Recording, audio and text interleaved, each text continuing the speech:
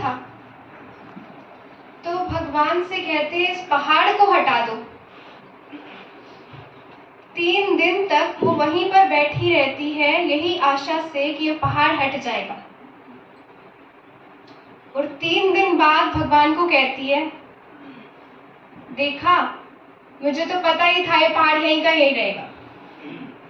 उसकी थिंकिंग क्या थी कि मुझे पहले से ही पता है कि आप हटाने वाले तो हो ही नहीं। लेकिन अगर उसका 100% फेथ होता कि वो पहाड़ हट ही जाएगा तो शायद वो पहाड़ हट भी जाता। लेकिन कहीं ना कहीं वो संशय था कि पता नहीं भगवान मेरी मदद करेगा कि नहीं करेगा। तो हम भी भगवान से मांगते तो हैं, लेकिन वो मदद इसलिए नहीं मिलती क्योंकि 100% हमारा निश्चय नहीं है। हम व्यक्तियों से मदद मांगते हैं, लेकिन अगर भगवान से मदद मांगेंगे तो शायद वो मदद करेगा भी सही। तो हमें अपने विचारों का भी बहुत ध्यान रखना है। जैसे हम अपने शरीर का बहुत ध्यान रखते हैं कि हम क्या खा रहे हैं, इसको कितना खिलाना है, क्या खिलाना है, क्या नहीं खिलाना है। तो ऐसे ही हमें अपने मन का भी ख्याल रखना है, उसको अच्छे विचार देने हैं, नेगेटिव विचारों से व्रत करना है। अगर हमारा व्रत होता है और कोई हमें कोई चीज़ देता है तो हम बोल देते हैं ना कि आज हमारा व्रत है, हम इसको नहीं खाएंगे। तो ऐसे ही नेगेटिव विचारों से हमें व्रत करना है, तभी हमारा भगवान के साथ बुद्धि योग जुड़ेगा, भगवान के साथ हम कनेक्ट हो पाएंगे। अच्छा, ओम शांति।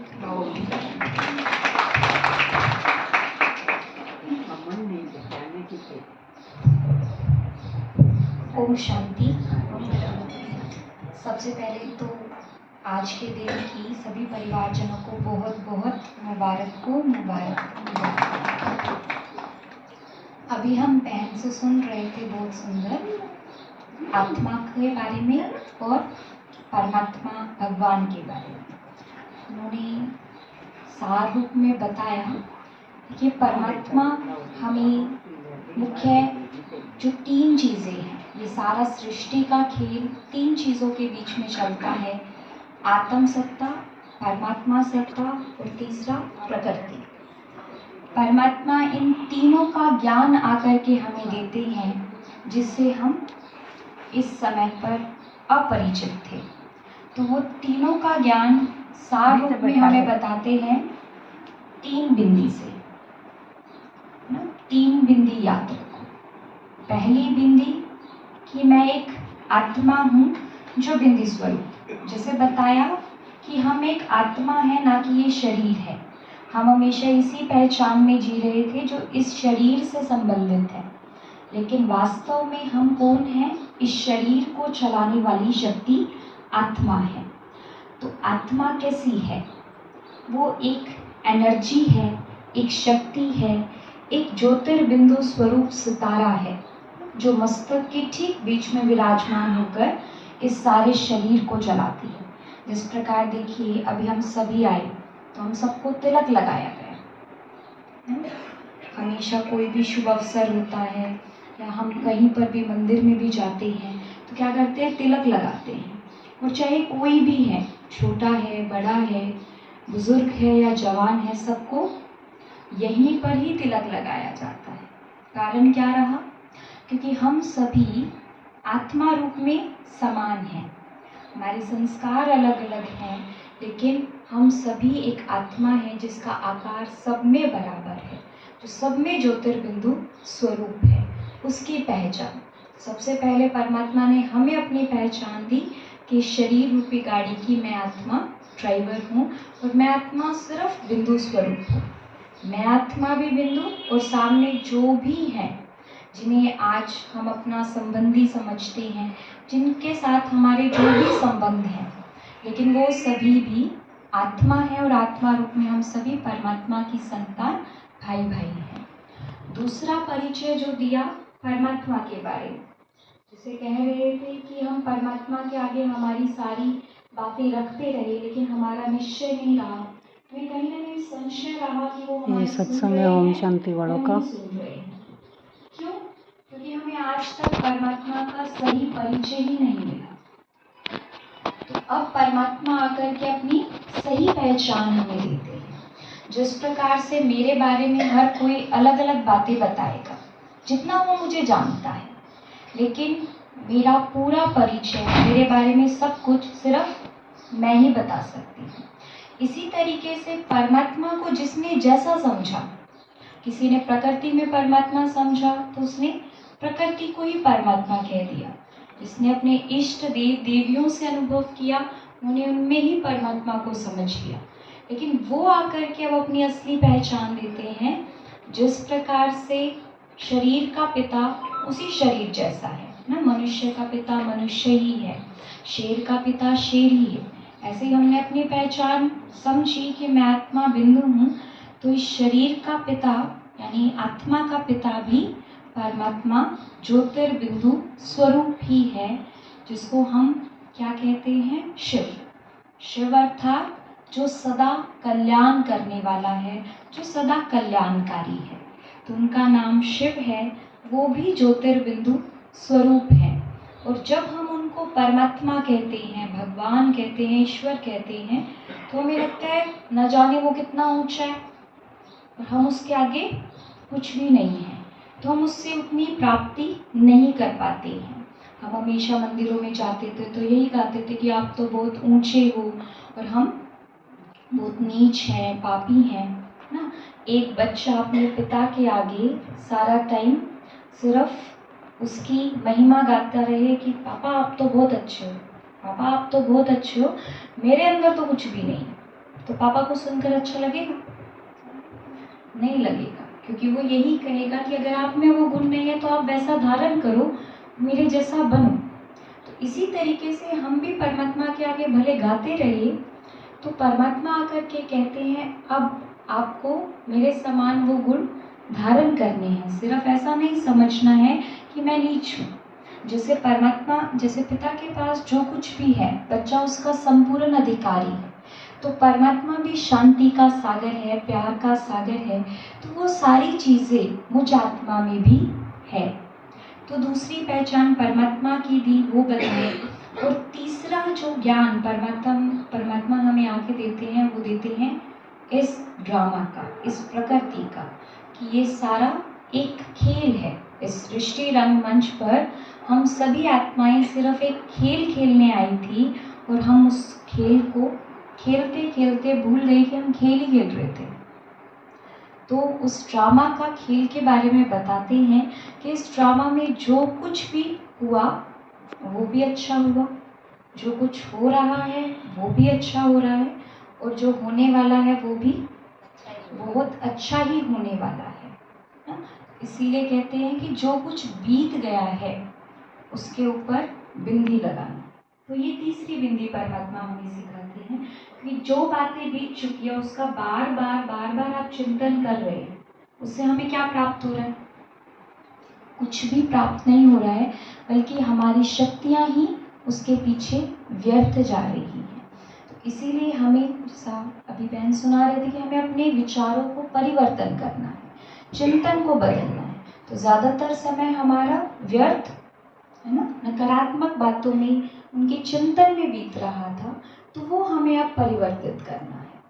तो जो आत्मा की आज ज़रूरत है ना, जिस प्रकार से देखिए शरीर 5 तत्वों से बना हुआ है, तो इसकी ज़रूरत भी यही चीज़ है, खाना पानी हवा, है ना। इसी के साथ आत्मा भी 7 गुणों का पुंज है, तो उसकी ज़रूरत भी यही 7 गुण है: ज्ञान, पवित्रता, शांति, प्रेम, सुख, शक्ति और आनंद। आप देखिए हम जीवन में जो भी कर्म कर रहे हैं वो इनमें से कुछ ना कुछ प्राप्त करने के लिए कर रहे हैं, है ना। और मंदिर इत्यादि धर्म संस्थानों में जाते हैं किस लिए? ताकि हम शांति प्राप्त कर सकें।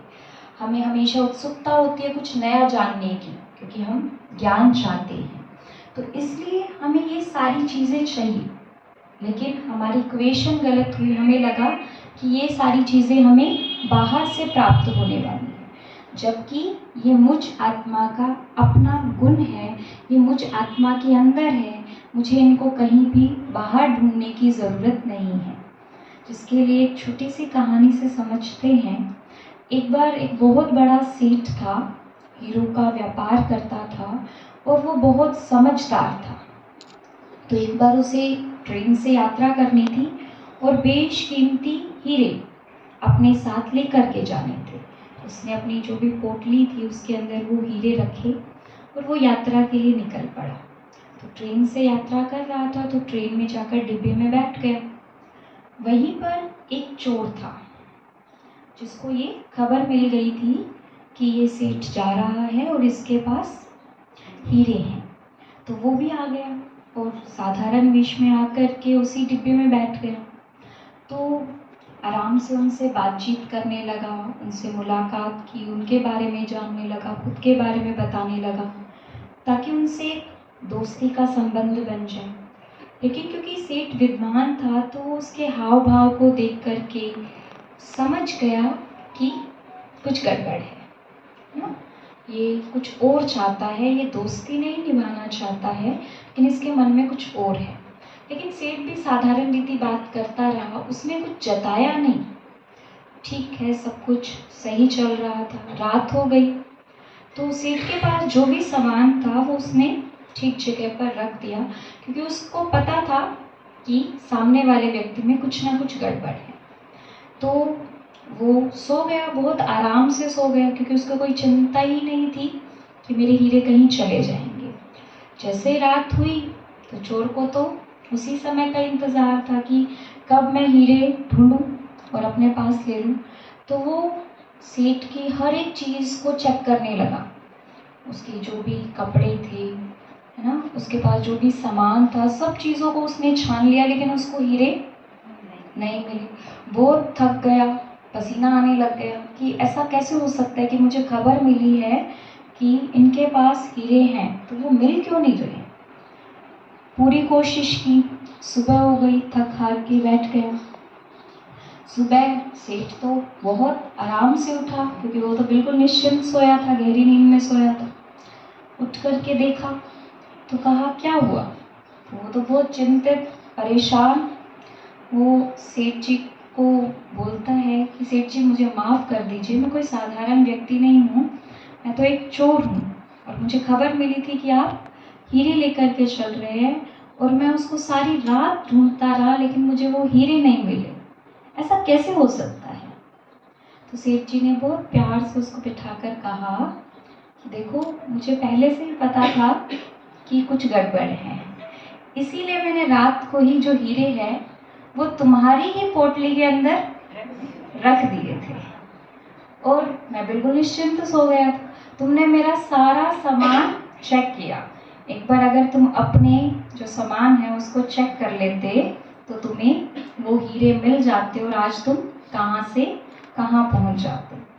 फिर वो आगे बढ़ते हुए कहता है, ठीक किसी प्रकार से जो हमें आज ज़रूरत है, खुशी की, शांति की, प्रेम की, हम हमेशा उसको दूसरों से चाहते हैं, बाहर चाहते हैं कि वो मुझे सम्मान दे, वो मुझको प्यार दे, वो मेरे साथ अच्छे से बातें करे। लेकिन जब हम खुद खुश हैं, हमारे अंदर ये सारे गुण हैं, तो हम सभी के साथ अच्छा व्यवहार भी कर पाते हैं और हमें फिर किसी से आशाएं भी नहीं रहती हैं।